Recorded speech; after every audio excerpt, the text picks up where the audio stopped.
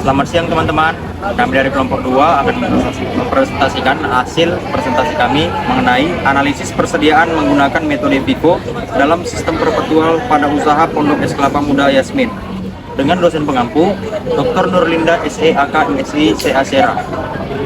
Tapi sebelum kami mempresentasikannya, izinkan kami untuk memperkenalkan diri kami terlebih dahulu.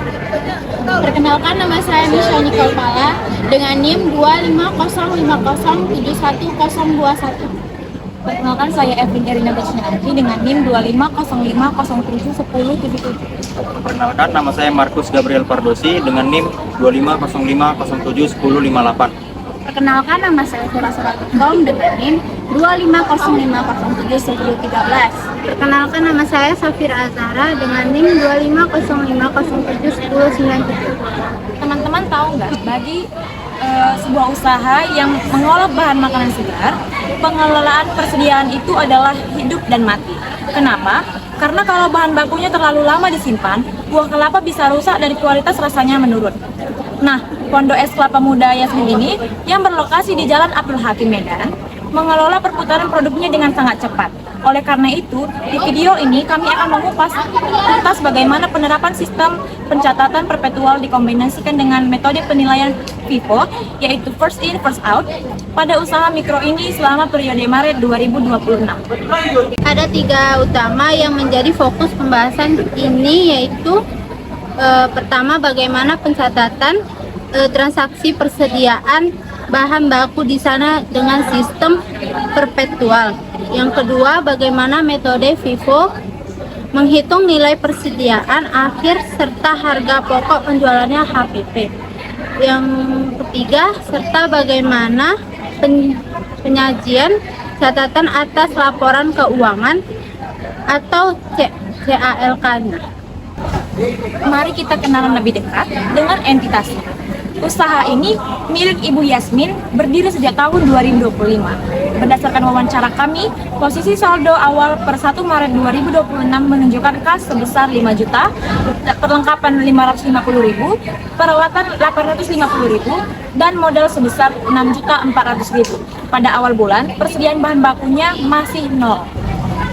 Selama bulan Maret 2026, terjadi pola transaksi yang sangat unik setiap minggunya.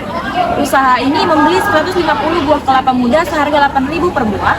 Selain itu, mereka membeli bahan penolong es batu senilai 40.000 dan perlengkapan jualan senilai 32.000. Dan di setiap akhir pekan, rata-rata penjualan mereka mencapai 120 buah es kelapa dengan harga jual 13.000 per unit. Luar biasa konsisten. Karena menggunakan sistem perpetual, setiap kali kelapa muda dibeli atau terjual, akun persediaan langsung diupdate saat itu juga. Teman-teman bisa perhatikan jurnal umum di layar. Pada tanggal 4 Maret, kita mendebit persediaan bahan baku sebesar 1.200.000, lalu pada tanggal 11 Maret, ketika terjadi penjualan, kita langsung mengakui harga pokok penjualan atau HPP sebesar 960.000, didebit dan mengkredit akun persediaan bahan baku dengan nilai yang sama. Sekarang, mari kita lihat keajaiban kartu persediaan FIFO kami.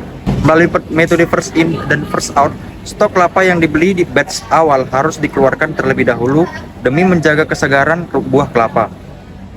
Secara akumulatif, selama bulan Maret, total pembelian kelapa adalah 600 buah senilai 4.800.000 dan total kelapa yang digunakan untuk jualan adalah 480 buah dengan nilai HPP bahan baku sebesar 3.840.000. Hasilnya, di akhir bulan 31 Maret 2026, sisa persediaan di gudang adalah 120 buah kelapa muda dengan nilai total 960.000. Tidak hanya menghitung kelapa, kami juga menyusun perhitungan biaya manufaktur sederhana untuk usaha mikro ini.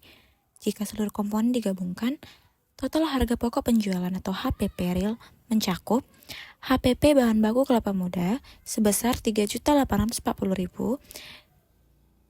bahan penolong es batu sebesar 160.000, tenaga kerja langsung sebesar 1 juta, dan penyusutan peralatan seperti gerobak dan alat kupas sebesar 17.708 rupiah.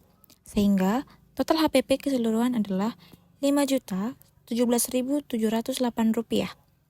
Dari total pendapatan penjualan bersih sebesar 6.240.000 dikurangi total HPP tersebut, Pondok Es Kelapa Muda Yasmin berhasil mengantongi laba kotor sebesar Rp1.222.292 selama bulan Maret. Semua kebijakan akuntansi ini mulai dari dasar penyusunan rupiah, penggunaan metode garis lurus untuk penyusutan peralatan, hingga pengakuan persediaan secara lokom dan retail telah kami tuangkan secara terperinci dalam catatan atas laporan keuangan atau CLK di laporan kami agar memenuhi standar transparansi akuntansi yang baik. Dari analisis mendalam ini, kami menarik kesimpulan bahwa penerapan kombinasi sistem perpetual dan metode FIFO sangat sukses berjalan di Pondok Es Kelapa Muda Yasmin. Sistem ini memberikan keakuratan laporan keuangan secara linear, sekaligus menjamin mutu produk kelapa muda yang dijual tetap prima kepada konsumen. Namun, sebagai rekomendasi dari kelompok kami, akan jauh lebih optimal jika pencatatan keuangan ke depannya mulai didigitalisasi menggunakan aplikasi sederhana seperti buku kas atau buku warung.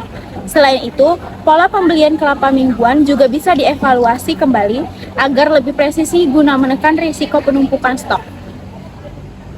Sekian hasil presentasi kami. Jika ada kesalahan kata, kami mohon maaf. Terima kasih.